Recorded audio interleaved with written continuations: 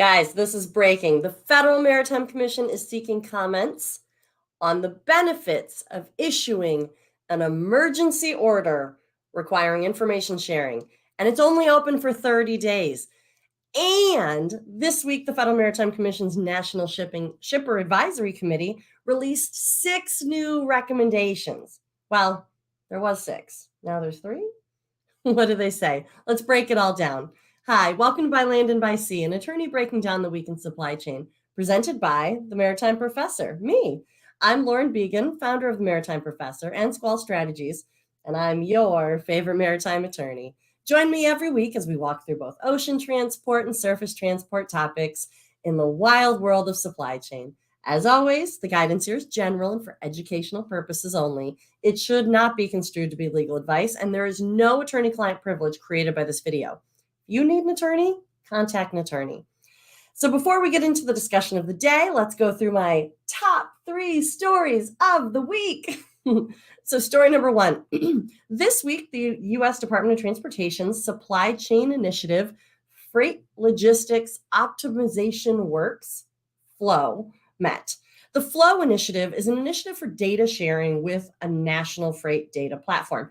They've been kind of running this around a few different ways, but this is through the U.S. Department of Transportation. So what I'm a little bit concerned about here, and I haven't, dove too deeply into what the FLOW initiative is yet, but it just doesn't look like the Federal Maritime Commission is one of the members or really otherwise involved. I mean, I'm assuming that they're probably somehow involved, but I really don't want to rely on assumptions here, and there's no explicit mention of their involvement, or certainly not that I could easily find.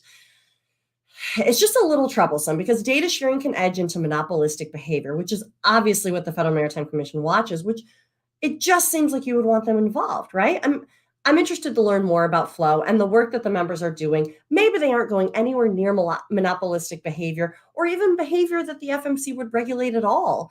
But in general, agreements between otherwise competitive entities, especially when they're regulated by the FMC, is worth getting an FMC weigh-in for. Maybe the entities involved here don't have to worry about the data they're dealing in. Maybe everything's fine. Look, in general, am all for data sharing. It's imperative that we find a way to bring visibility to the system, but we have to do it so as to not cause undue harm elsewhere. Also, how ironic that the very next day, the FMC posted their request for comments on their own data sharing initiative. Obviously, it was required by OSRA, as we'll talk about, and we're going to go further into that in a little bit.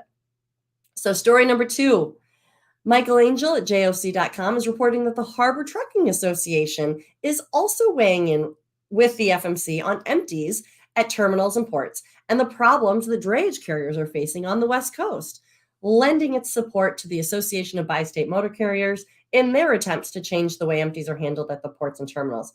We talked about this a little bit last week when we talked about the New York, New Jersey new container imbalance fee. Go check out last week's podcast if you'd like. Like I said, podcast. We are now a podcast. You can find all of my episodes on demand wherever you get your podcasts. It's everywhere. It's out there, wherever you want to find a podcast. Spotify, Apple, anywhere. But go check out last week's podcast episode to hear more on that. But essentially, Michael Angell was reporting that what the port saw, New York, New Jersey, was a 70% increase in the number of empties in 2022. And it had gridlocked the port, according to the chairman of the Association of the Bi-State Motor Carriers. They submitted a letter to FMC Chairman Dan Maffei telling him of the troubles at the port and raising concern about equipment availability and D&D charges. That's what we covered last week. Well, this week, the Harbor Trucking Association is joining in. They're weighing in as well and saying, yep, us too. Look, I love it when there's engagement with the FMC. You'd be surprised how often people don't tell their stories when they probably should have. As we discussed last week, FMC Chairman Dan Maffei said that he was interested in looking into this more and basically said, not only should carriers not charge when a shipper or trucker is not allowed to return a container, but Chairman Maffei said that shipper or trucker should be compensated for the burden and space that empty takes up.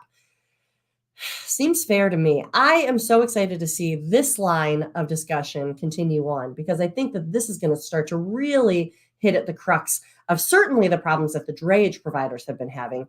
I think this is great. And I love that Chairman Maffei said, okay, New York, New Jersey, Bi-State Motor Carriers Association, I'm coming up there. I'm going to go check it out. So he was up there within a week of hearing the troubles from the Association of Bi-State Motor Carriers. I don't think it's a surprise that that was also happening on the West Coast. I don't know if he's going to fly out to the West Coast. Maybe he will. But I love that this discussion is happening, and I love that we're moving forward here. So story number 3. Do you watch Dooner and the Dude? So Tim Dooner, and the Dude, Michael Vincent, on What the Truck, asked Rachel Premack of FreightWaves what the biggest story in freight so far this year is. And she said AB5. What do you think? So AB5 is a big deal. And as a refresher, it's a ruling out of California that discusses in the trucking world, but really it's not trucking specific, employee versus independent contractor status. And there's a lot of industries that are exempted from this law. Lawyers, of course, doctors, I think there was hairstylists. There's a whole slew of different industries that are actually exempted from this law, but over-the-road truckers are not exempted or accepted or any sort of carve out for them. Look, yes, I agree that AB5 is a huge deal, obviously. It was why the truckers protested at the Port of Oakland a few weeks ago, and it continues to be an upcoming black cloud over the industry, and specifically California, and maybe even casting a shadow over the rest of the country, as people are starting to wonder if other states are going to start to do the same. But I'd also say that it's not quite ripe yet. This story is still building. AB5 is a big deal, but it's not in place yet. It's coming. And so that doesn't mean that people aren't taking action to start to work toward what an AB5 world looks like. But, employee, independent contractor discussions, as we've heard from the armchair attorney, Matt Leffler, aren't necessarily new. So what did happen this year? Ocean cargo freight rates stayed astronomical. Ocean carriers made billions in profits, and inflation hit the American consumer. That's a pretty big story. If a product costs more to ship and transport, then the price to the consumer will inevitably have to go up, right? Until we get a handle on our shipping and logistics, including all of the bogus surcharges, inflation for the end consumer isn't really going to budge much. If it still costs so much to get 90% of everything through our ports and into our hands, inflation, like I said, the higher cost of the movement isn't going to budge much. I would say that was one of the biggest stories, if not the biggest story. And detention and demurrage finally getting the attention it's so needed. And the guardrails starting to be built around it, the regulatory requirements. It's so shocking that it wasn't before. And the detention and demurrage billing invoice requirements that we saw come through OSRA, June 16, 2022, and the attention on bogus assessments of those charges. I mean, basic things like, who are you sending this invoice to? Or what is the total invoice amount here? Or what container number is this invoice supposed to be dealing with? That's the stuff that you would have just assumed was probably required, but it wasn't previously. Now it is. What do you think? What do you think the biggest story has been so far this year? I'd love to hear it. I'd love to see you guys in the comments. I have them open today. Let's chat. But let's get into the meat and potatoes of the day. So the Ocean Shipping Reform Act of 2022 had a very long to-do list for the Federal Maritime Commission. So remember, OSRA 22 was passed using the Senate version and signed by the president on June 16, 2022. One of the sections of OSRA, Section 18, requires that not later than 60 days after the effective date of the act, the commission must issue a request for information. So I want to stop here. I had brought up the rulemakings, the 3 rulemakings that come from OSRA. They were expected on a 30, 45, and 60 day. The language there says initiate a rulemaking, not issue a rulemaking. And so while I was counting down to the days, technically initiate means start and doesn't necessarily mean issue. I still think that we're going to see a pretty quick turnaround because some of those rules have a 6-month, the first one has a 6-month requirement on finishing the rule. We've heard that notice of proposed rulemaking will be the first step on that first rule, which is the unfair, the unfair reasonableness to deal with respect to vessel space. Paraphrase, I'm so sorry I don't have that language right. I'm going off script right now. But with that first rule, they only have 60 days from the date of, or 6 months from the date of enactment, which is December 16th from June 16th. So they got to get cooking. So even though that was supposed to, or I thought 30 days from the date of enactment of the law, it's not 30 days. They've started it within 30 days.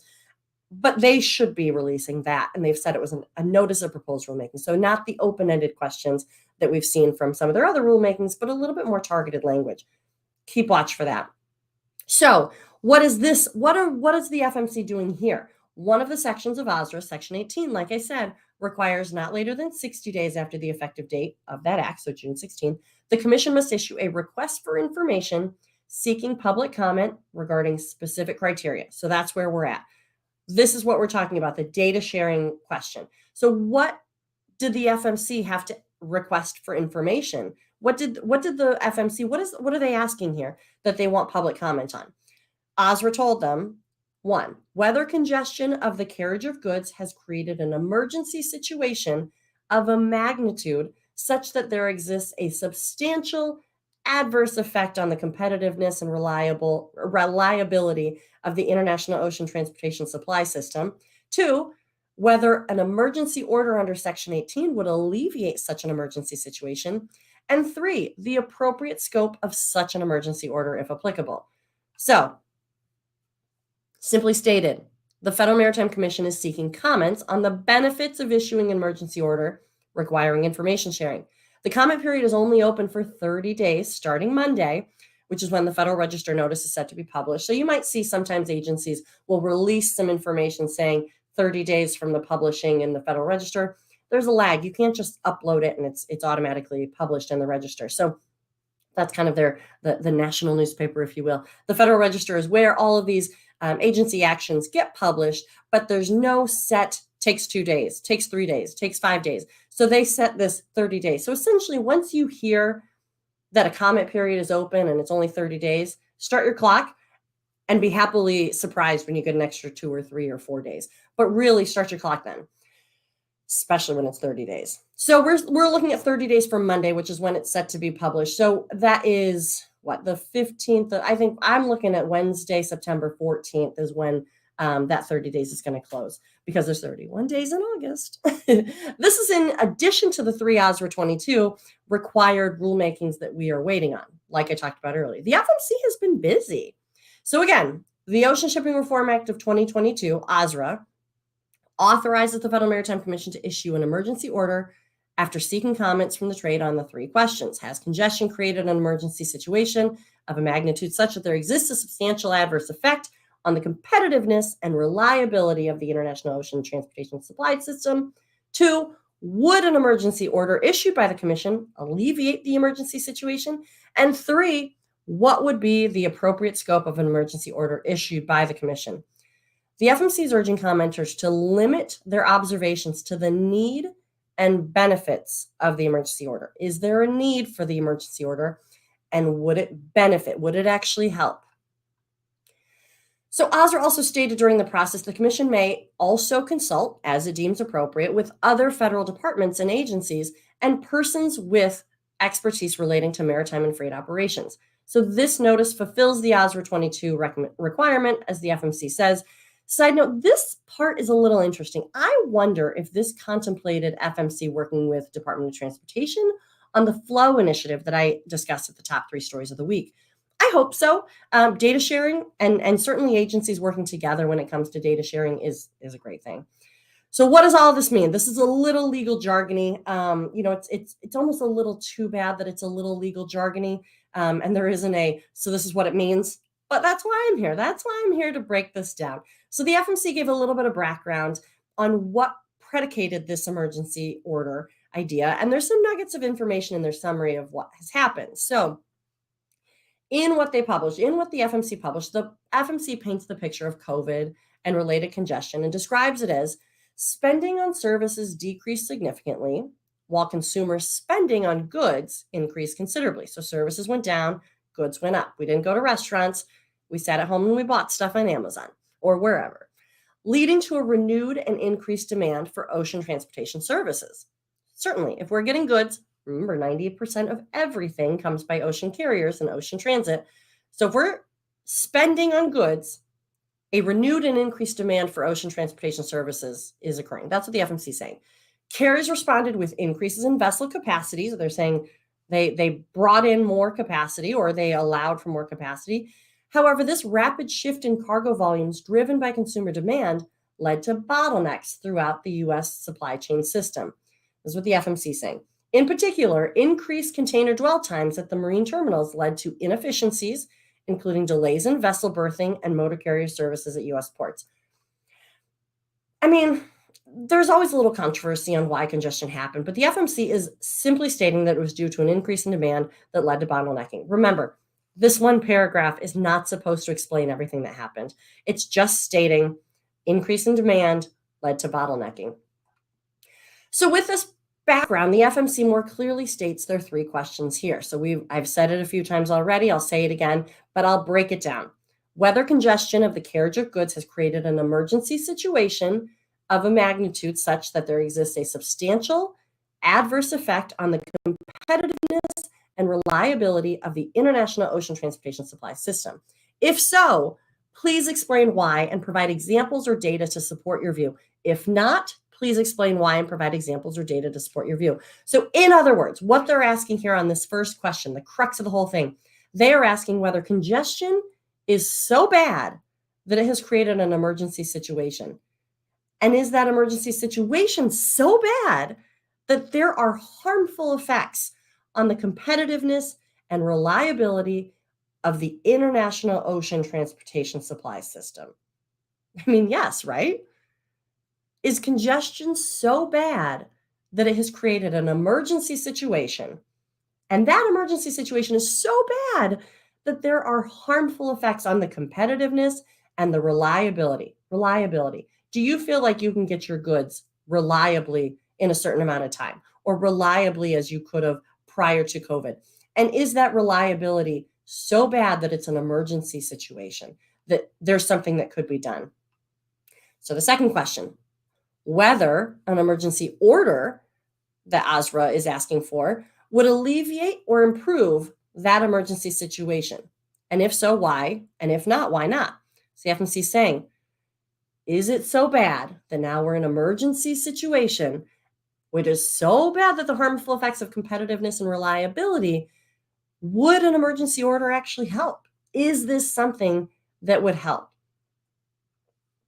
The third question here is, if yes, what's the appropriate scope, duration, geography of such an emergency order if the commission were to issue an order, and the basis for that scope? So in other words, what scope? Duration, geographic, should this only be emergency order just for the West Coast ports, LA Long Beach, just for that specific area? Or is this something that maybe should only be 30 days, 60 days, 90 days? It needs to be something that's targeted and tailored to the problem. We're saying that something is so bad that it's an emergency situation that is now affecting all aspects of international ocean transit, which is creating this emergency. So the commission's already putting out there what they think that the emergency order might look like, or at least a start. They said, if the commission issues an emergency order, common carriers, ocean common carriers, and MTOs, marine terminal operators, would be required to share directly with relevant shippers, rail carriers, or motor carriers information relating to cargo throughput and availability. An emergency order would remain in effect for not longer than 60 days, though the commission could renew the order. Issuing both an emergency order and a renewal of an emergency requires a unanimous vote by the commission. So that's all 5 commissioners. The commission's authority to issue emergency orders terminates 18 months after the June 16, 2022 enactment of ASRA. So after a year and a half after June 16th. So what's that? That would be December 16th, 2023 is when they're no longer allowed to, through ASRA, issue this emergency order. So what does that look like? What information is cargo throughput and availability? Well, there are some general things, obviously. Date container is made available, like we recently saw in the D&D invoice billing requirements. But, let's go back to OSRATEX and see if they have any thoughts on it. So again, what the commission said, if the commission issues an emergency order, common carriers and MTOs would be required to share information relating to cargo throughput and availability with the relevant shippers, rail carriers, and motor carriers. This is cargo throughput and availability. And they're saying we only want to put it out there for 60 days or so. So OSRA Section 18 says the Commission may issue an emergency order requiring any common carrier or marine terminal operator to share directly with relevant shippers, rail carriers, or motor carriers. So the actual language of OSRA says rail carriers or motor carriers, in addition to the relevant shippers, information relating to cargo throughput and availability. We've heard that before. We've said that again. Cargo throughput and availability, in order to ensure the efficient transportation, loading, and unloading of cargo to or from, one, any inland destination or point of origin. That's where that rail carrier and motor carrier comes in. Two, any vessel, so they can ensure the efficient transportation, loading, and unloading of cargo to or from any vessel. Or three, any point on a wharf or terminal. Okay, so that kind of broadens it a bit. They say, this is OSRA. OSRA has said this. They're saying not just loading, unloading of cargo off a vessel, but also any inland destination or point of origin and any point on a wharf or terminal. So more than just when the cargo gets offloaded on the ship. Further, Section 18 of OSRA says the Commission shall tailor the emergency order with respect to temporal and geographic scope. So that's time and geographic scope, taking into consideration the likely burdens on common carriers and marine terminal operators and the likely benefits on congestion. So it can't be one-sided. You have to also understand that this will be a burden on common carriers, but you need to weigh the burden on the common carriers and the benefits on congestion. Remember, the whole thing is predicated on, or just generally based on, this is an emergency. This is an emergency that needs to be taken care of immediately. This is essentially a hurricane of congestion, and now we have to fix the hurricane of congestion. So what if this causes undue hardship or other conditions? Let's say we've moved forward. We have a emergency order put in place. OSRA thought about this. OSRA said, okay, let's talk about what it's going to look like if you get this emergency order out there. You figure it all out. But what if it does cause undue hardship or other condition rendering compliance with such requirements impracticable? So it's either impracticable or it's undue hardship. In other words, what if this ends up being really terrible for ocean carriers or MTOs, marine terminal operators? Well, they can file for a petition for exception. And the FMC must decide within 21 days of the petition whether to allow that exception.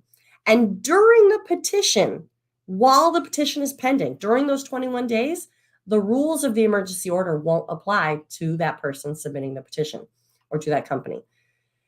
I'm really interested to hear from the industry on this one and read the comments as they come in. I think they leave this one open and they want the industry to help decide if they need to intervene. And if so, what does that look like? I'd love to hear your comments. Anyone who's listening or watching this, what information relating to cargo throughput and availability do you need that would help you and really everyone around you ensure efficient movement for loading, unloading, transport of cargo to or from a vessel, a terminal, a wharf, or even an inland destination or point of origin? What information are you missing or that you feel is being withheld from you? I have the chat box open today. I'd love to hear your thoughts on this. Otherwise, I'm curious to hear what you think after the show. Put them in the comments, put them on the show link. I'm really interested just to hear the comments in a general, basic level, and I'm really interested to see these comments come in. It's all about paying attention. The FMC has put out rules in the past that has had a handful of commenters. People are keyed into the FMC these days. They are watching, they are paying attention. We've seen 80 comments, 100 comments. This is only a 30-day turnaround. Remember, this is a 30-day turnaround for this emergency order. Makes sense it's going to be quick. I think it might stay quick because this is an emergency order. It needs to move fast. They have talked about still accepting late comments if they're filed. Don't play with fire. Try to get it in before the 30 days. I'm sure that who knows, that they'll probably accept them if what they've done in the past is any indication of what they'll do in the future. They'll probably accept those late filed comments, but try to get them done 30 days. You just got to move fast here. I promised that we would also discuss the 6 new recommendations of the National Shipper Advisory Committee. So let's hit those 2. But I want to mention those 6 recommendations that were announced on Wednesday this week. Today, 3 of those recommendations have been removed. I'm not sure when they were removed. I'm going to cover all 6 because I captured the essence of all 6 earlier this week on one of my LinkedIn posts. But I want to note that 3 of them have been removed. I don't know why. They just aren't there anymore. The 3 that remain are the uniform cargo receiving window, the request for investigation of detention and demurrage for a changing cargo receiving window, and the Ocean Carrier Advisory Committee recommendation. So the 6 recommendations, and these were partially recopied, partially paraphrased. 1, require, facilitate, and oversee. So hold up. What is this? What are these recommendations? These are from the National Shipper Advisory Committee. So there's importers and exporters. We've talked about the National Shipper Advisory Committee. They are a federal advisory committee of the Federal Maritime Commission. So they are private members that have an FMC liaison person that then they meet together and submit their recommendations to the Federal Maritime Commission. These are just recommendations from these teams, from this National Shipper Advisory Committee of these importers and exporters. However, the FMC can adopt it. That's when these recommendations take on life. Right now, they're really well put together, or you assume that they are. Recommendations from the industry. They are important recommendations from the industry, from this Federal Advisory Committee. The FMC will decide whether to adopt or not adopt, or maybe partially adopt or take under advisement. They don't necessarily have to respond to them at all. They likely will. You'll probably see a few of these come up. I kind of like some of these recommendations, but wanted to set that baseline down right away. So 6 recommendations, and are actually 3 recommendations, but we're going to hit all 6. So the first one, require, facilitate, and oversee vessel operating common carriers, VOCCs, and marine terminal operators to publish real or near real-time import and export time-stamped data elements for each ocean container through a single open and secure web-based data portal. And the recommendation says it should be connected with U.S. Customs and Border Protection Automated Commercial Environment, the ACE, single window, to include visibility on government holds and align arrival information. This one dropped off the list. But look, ACE is the U.S. Customs and Border Protection single window for the customs and associated kind of safety concerns of cargo movement. It wasn't really intended for economic use, but it doesn't mean that it couldn't be, and it doesn't mean that it certainly couldn't be connected to. Visibility on government holds is what the recommendation is kind of aligning with as they suggest to connect with ACE. Visibility, right? Visibility. The second recommendation, so like I said, that one dropped off. I'm not sure where it went. Hopefully it'll be back. Maybe it was just still draft version and got published too soon, and I just happened to see it. But here we are. That was a good one. I don't have a lot more information on it, but I think that could be interesting. I think that we already have the single window portal. Why not tag to it? We'll see. Recommendation number 2, establish uniform cargo receiving window timelines and cutoffs for all vessel service alliances and sharing agreements. So early return date and dry, refrigerated, and dangerous goods documentation and physical cargo cutoff for same vessel service, and port of loading within 90 days. Starting to see a trend for a push for visibility of timing. This one stayed on the list. I'm going to scoot down to the next one because I think it's going to help illuminate that second recommendation. So the third recommendation, investigate the ocean carrier practice of charging exporters with demurrage and detention fees for early return of cargo or late delivery of cargo when the cargo receiving window, documentation cutoff date, and physical cargo cutoff date is changed without reasonable notice for cargo that is already in the process or is actually delivered to the pier within the original booking confirmation cargo receiving window. So basically what they're saying, we got to get some information about, you need to investigate. This group is saying, look, here's a recommendation. FMC, you need to investigate what's going on here, because if they're changing the date, but we're already there, if they're changing the time that is allowed for the cargo receiving window, I can't be charged for that. I'm here. I'm ready. You told me to show up, and here I am. I showed up, and now you're going to charge me because you changed the date. They even put in without reasonable notice for cargo. So, that throws it to the FMC to define what the reasonableness of cargo is that is already in the process or is actually delivered to the pier without the original booking confirmation. Isn't that crazy? You could show up with your cargo, be ready, think, oh, good, I'm getting rid of this empty. And then you get there and they say, oh, no, we're gonna have to have you keep that for a week. Oh, and we're gonna charge you because you didn't bring it back. No, I'm here. I'm here right now. I'm here right now trying to drop it off like we agreed. No, your time changed. Look, I think the FMC already has this in their sights, but I love it. This one stayed on the list. This one is one of the three. And like I said, that uniform cargo receiving window of recommendation number 2 that talks about timelines and cutoffs for all vessel service alliances and sharing agreements, early return date, dry refrigerated, all of the physical cargo cutoff. They want some visibility and some guardrails around what that cargo receiving window looks like. And then in the meantime, they're saying, let's start investigating what's going on here, because this seems nuts, right? This seems crazy. We need to have a little bit more consistency on, I can't have it change 30 seconds. And who's to say? Maybe it wasn't 30 seconds. Maybe it was actually after you showed up and they just said, oh, we changed it earlier this morning. Look, I know.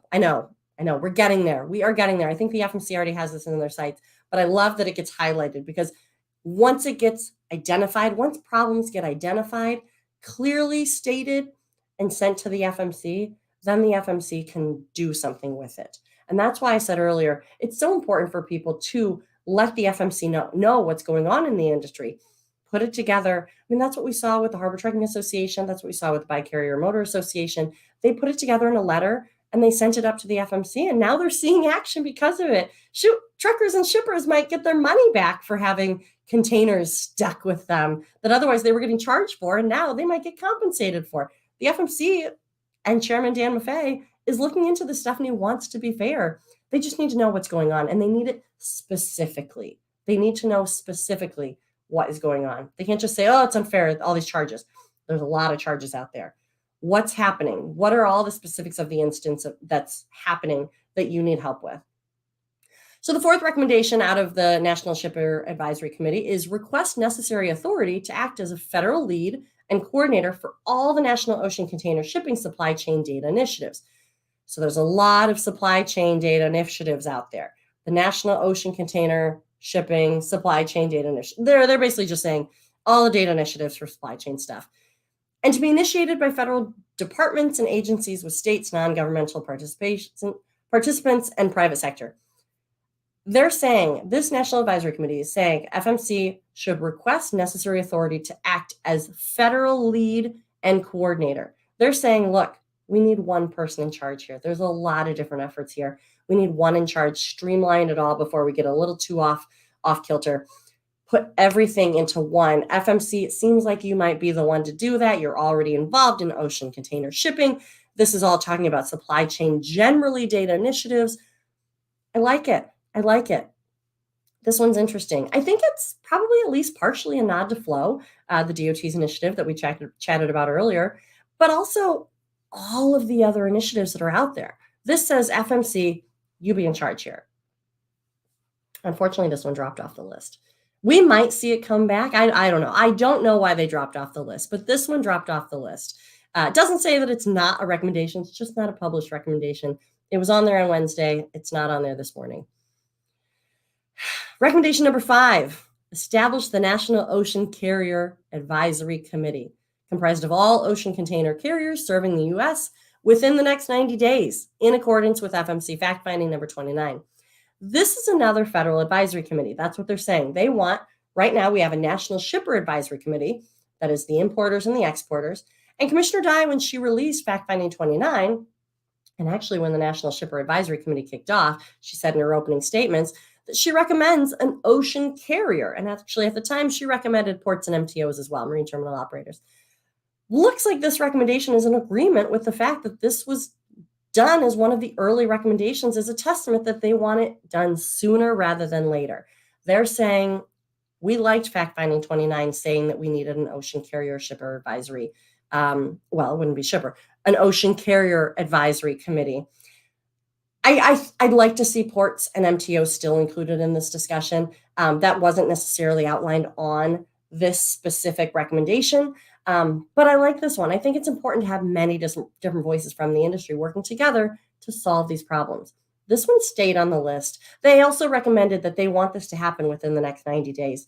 There's a lot of 30, 60, 90 days requirements on the FMC, but man, they're cooking. They are scooting along. I like this one. I think this one is probably something that they're already working on because Commissioner Dye had already proposed it, but I love the support from the National Shipper Advisory Committee for this National Ocean Carrier Advisory Committee. So the sixth recommendation, like I said, that one stayed on the list, that Ocean Carrier Advisory Committee. So the sixth recommendation, establishing uniform public vessel names and voyage numbers within their alliance for the same vessel and vessel service for all documentation for shippers. And they say in parentheses, to reduce shipper and freight forwarder complexity within existing Ocean Carrier Alliance member processes and practices. So to me, this one seems like it's kind of like the airline alliance. You might book your entire flight through United, but your Europe connector might be serviced by Lufthansa, also a large airline. That's what they're saying here. They just want to say, look, I just booked through United. I just want to be able to put United everywhere. I like this. Streamline the names to help with the visibility. Unfortunately, this one also dropped off the list. Like I said, this recommendation was establishing uniform public vessel names and voyage numbers within their alliance for the same vessel and vessel service for all documentation for shippers. I mean, so maybe that's even saying that the vessel names sometimes change. That would be too bad. Certainly, let's clean that up. But maybe also let's clean it up so that it looks a little bit more like airline alliances, because I think that parallel structures are going to be helpful. Consumers are already familiar with parallel structures in the airline alliances, whether they know it or not. I think that to move that over to the ocean side would also be helpful. So streamlining the visibility here. Like I said, this one dropped off the list. Are you having trouble keeping up with all the OSRA movements of the FMC? Well, I'm here to help. Just this morning, the FMC actually announced an OSRA, Ocean Shipping Reform Act, OSRA implementation website. I'm going to link it in the show notes so that you can bookmark it and keep up on all of the initiatives the FMC has going. Remember, they are moving very fast and doing a lot of good work, and they only have 120 people working there. They're staffing up with their new money from OSRA, but that takes time, and they've lost a few people in the past few months too. So they're likely still fairly close to 120 to 125 full-time employees. Imagine what they could do with a staff similar to some of the other agencies out there.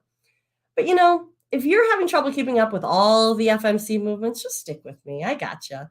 As always, the guidance here is general and for educational purposes. It should not be construed to be legal advice directly related to your matter. If you need an attorney, contact an attorney. But if you have specific legal questions, feel free to reach out to me at my legal company, Squall Strategies.